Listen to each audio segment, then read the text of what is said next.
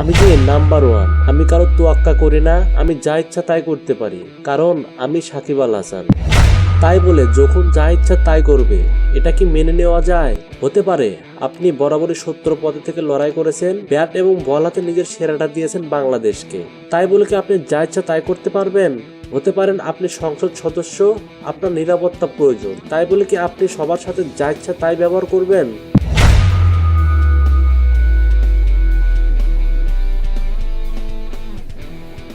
সাকিব আল হাসান বাংলাদেশের একজন সফলতম ক্রিকেটার, যার কারণে দেশে বিদেশে তার প্রচুর ফ্যান ফলোয়ার রয়েছে।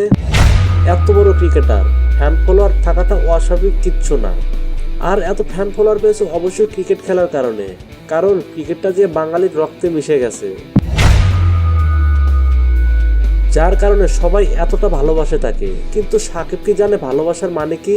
যদি জানতো তাহলে সে কি এই রকমের আচরণ করতে পারতো? এই তো সেই দিনের কথা, যুক্তরাষ্ট্রের ভক্তকে ধাক্কা দিয়ে ফেলে দিয়েছিল। আর আজকের কথা তো কারো অজানা নয়। ফতুল্লায় ডিপিএলের ম্যাচ খেলার জন্য গাড়ি থেকে নামতে যাচ্ছিল সাকিব, তাকে সেই সময় ভক্ত এসে সেলফি নিতে চাইলে রেগে গিয়ে তার মোবাইল কেড়ে নেয় সে। ঘটনা এখানেই শেষ না, মাঠের ভিতরে একজন সেলফি নিতে আসলে তার উপর হাত ওঠানোর চেষ্টা করেছিল সাকিব। কিন্তু কেন এমন ব্যবহার তার? সে কি মারসাপি, মেসি, রোনালদোর চেয়েও বড় তারকা, নাকি তার ভিতরে অহংকার বেশি?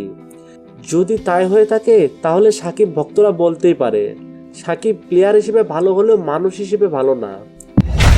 মোহাম্মদ নুরে আলম, স্পোর্টস টাইম, ঢাকা।